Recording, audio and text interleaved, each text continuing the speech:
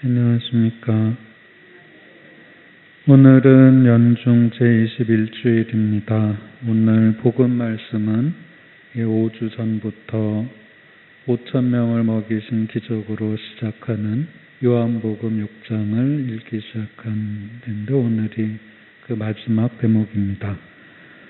그 사이에 나는 하늘에서 내려온 살아있는 빵이다. 내 살을 먹고 내 피를 마시는 사람은 영원히 살 것이다 하는 이런 말씀을 이제 줄곧 유다인들에게 하시고 또 때로는 유다인들의 반문에 응답하시는 일종의 토론 장면도 이 6장 안에는 들어 있습니다. 이렇게 서로 예수님의 말씀을 듣고 질문에 대한 대답을 듣던 제자들 가운데 많은 사람이 이 말씀은 듣기가 너무 거북하다.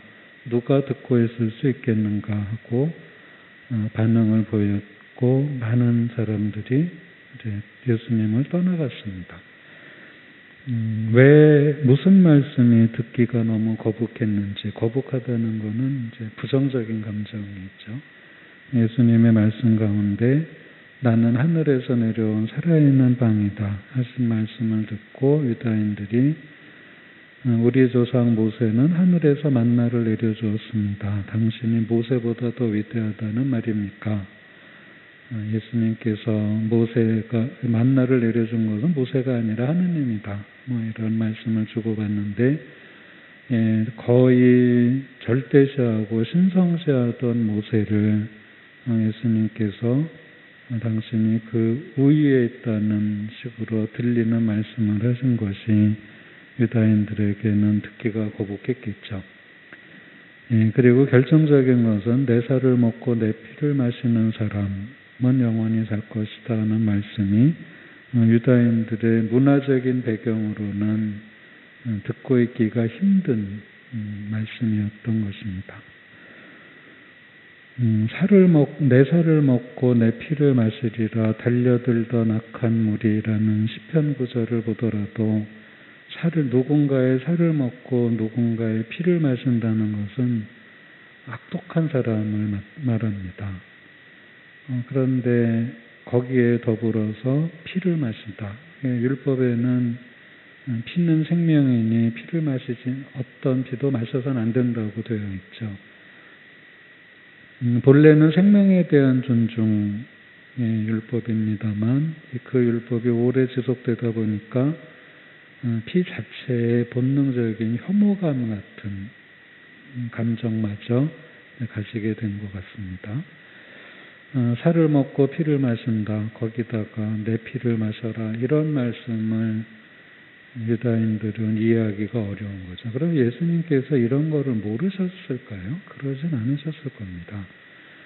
그러나 내 살을 내어주고 내 피를 내어주는 것이 구원사업의 완성이고 예수님의 제자들도 그러한 예수님의 뜻에 정체성사의 뜻에 초대를 하는 것이 회개의 완성이라고 생각을 하셨으니까 이제 새로운 말씀을 주시는 겁니다. 그 새로운 말씀은 율법의 테두리를 초월한 영적인 말씀이었는데 사람들은 여전히 육적인 단계, 현상적인 단계, 감성적인 단계에 머물러 있었기 때문에 예수님의 말씀을 이해하지 못했을 뿐만 아니라 거북하게 느끼고 결국 예수님을 떠나게 되는 그런 계기가 된 것이죠.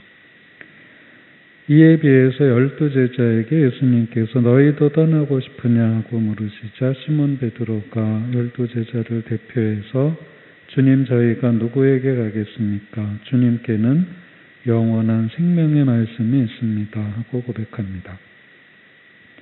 똑같은 예수님의 말씀이 어떤 사람들에게 대다수의 어떤 사람들에게는 예수님을 떠나는 동기가 됐고 12제자에게는 예수님께 영원한 생명의 말씀이 있다는 것을 고백하는 계기가 됐던 겁니다. 이거는 선택의 문제죠. 오늘 일독서에서 여호수아가 민족들에게 선택을 하라 하고 말한 대목을 오늘 일독서로 듣는 것도 같은 맥락입니다. 오늘 복음과 통하는 면이 있는 것이죠. 예수님을 믿는다 하는 것은 예수님의 말씀도 믿는 것입니다.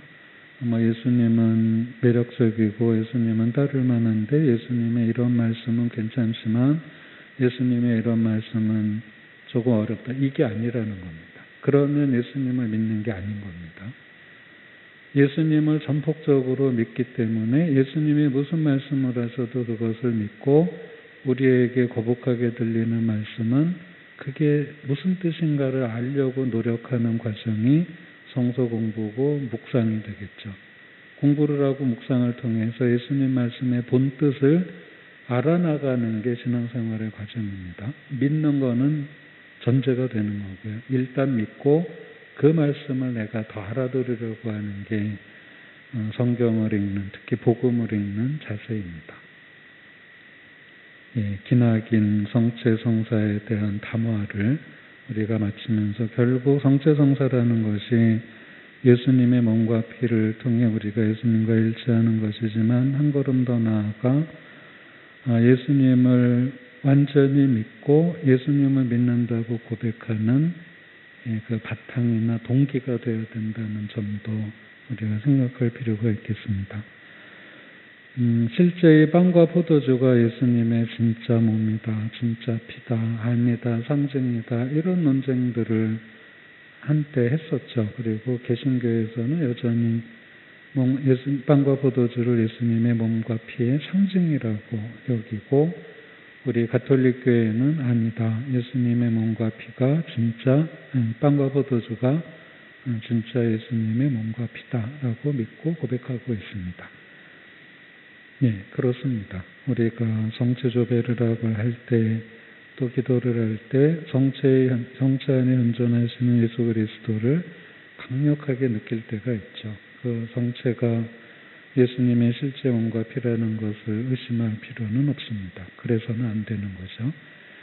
그러나 때로는 그런 논쟁을 하는 게 과연 어떤 의미가 있을까 싶습니다. 예수님께서 성체성사를 제정하실 때는 예수님이 몸과 피를 내어주시듯이 우리도 뭔가 우리의 몸이나 피같이 소중한 뭔가를 내어주어야 그게 신앙의 완성이라는 것을 알려주시기 위해서 모범을 보이신 거죠. 그런데 이게 진짜냐 상징이냐 가지고 논쟁하는 건 예수님의 성체성사 제정의 뜻과는 조금 거리가 있다고 생각이 듭니다.